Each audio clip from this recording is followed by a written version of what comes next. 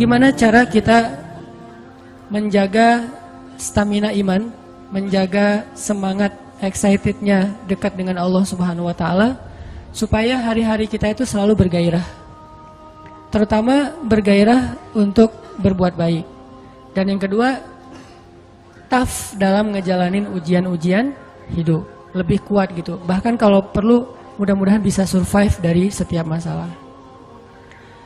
Teman-teman yang dirahmati Allah SWT, ternyata salah satu cara untuk, kalau bahasa agama itu namanya tajdid iman, memperbaharui iman.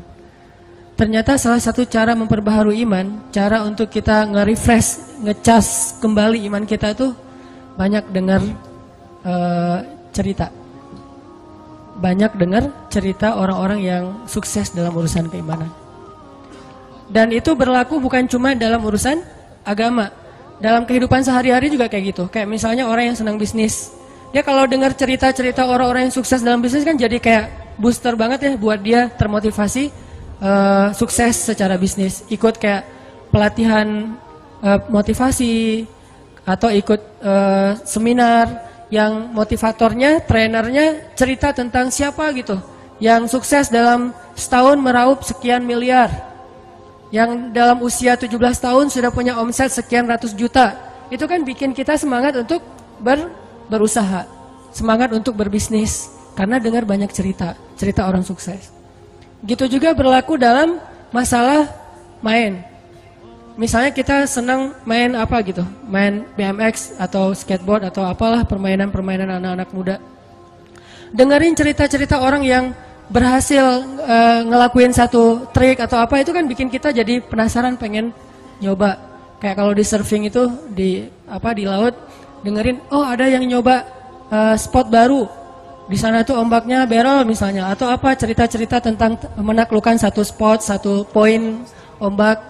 Sehingga kita jadi penasaran, aduh pengen ya bisa kayak dia, aduh pengen ya bisa senyaman dia di atas papan, aduh pengen ya bisa seperti dia pas bunny hopnya BMX misalnya, aduh pengen kayak dia ya touring keluar kota. Selalu jadi kepengen karena dengar cerita. Termasuk kuliner juga itu. Di sana ada soto Betawi enak, di sana ada ini, ada itu segala macam, bikin kita semangat. Itu juga dalam urusan agama. Dan itu juga yang terjadi dalam urusan cinta. Kita nonton film. Nonton film tuh tentang film Korea lah ya. Putus gitu ya, diputusin. Kan kita penasaran gimana sih rasanya diputusin, kan gitu ya. Bukan rasanya jadian, rasanya diputusin. Kok gua nggak pernah diputusin, orang jadian juga nggak pernah gitu. Itu ada cerita diputusin, galau gitu, terus naik ke atas jembatan pengen loncat. Pas loncat ternyata luka-luka doang, lecet-lecet, nggak meninggal gitu kan. Jadi kayak kepancing supaya ngerasain apa yang kita sering nonton, dengar, curhat sama teman-teman. Makin sering kita nonton film-film yang ada drama cintanya, itu makin mancing kita untuk ngerasain, untuk pengen nyoba drama yang sama dalam kehidupan kita sendiri. Apalagi film-film yang romance gitu, tentang romantis dan segala macam, itu pasti pengen bikin kita, aduh seru ya. Ada yang perhatiin, seru ya kalau bisa kayak gitu, jalan-jalan kemana segala macam. Nah ini artinya cerita, qasas dalam bahasa Al-Quran, itu ada pengaruhnya, ibroh, memberi asar, memberi pengaruh dalam diri kita. Sehingga sepertiga dari isi Al-Quran itu bahkan lebih adalah kisah. Sampai kalau kita baca story behind the surat Yusuf, kan surat Yusuf itu isinya cerita Nabi Yusuf.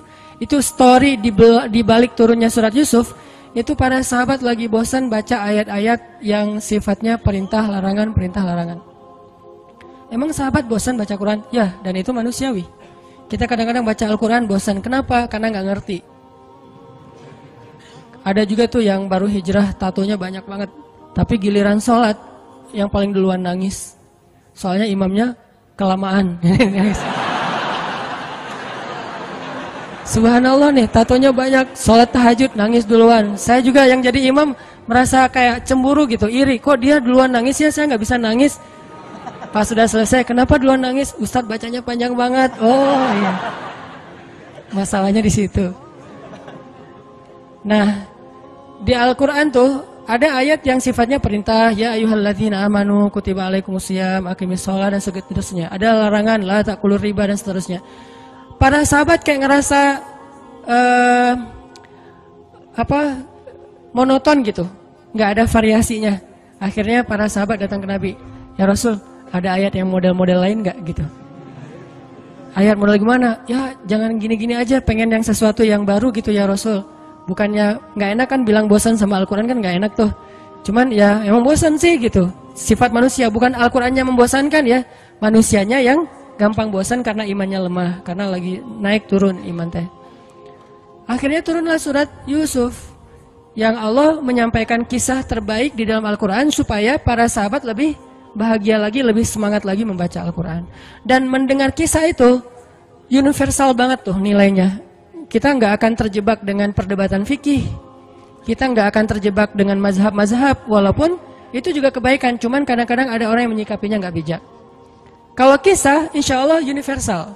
Semua orang bisa mengambil pelajaran tanpa harus melihat dari mazhab apa, lintas pemahaman, tafsir, segala macam. Nggak. Karena kisah itu sifatnya sesuatu yang bisa diambil pelajarannya oleh siapapun.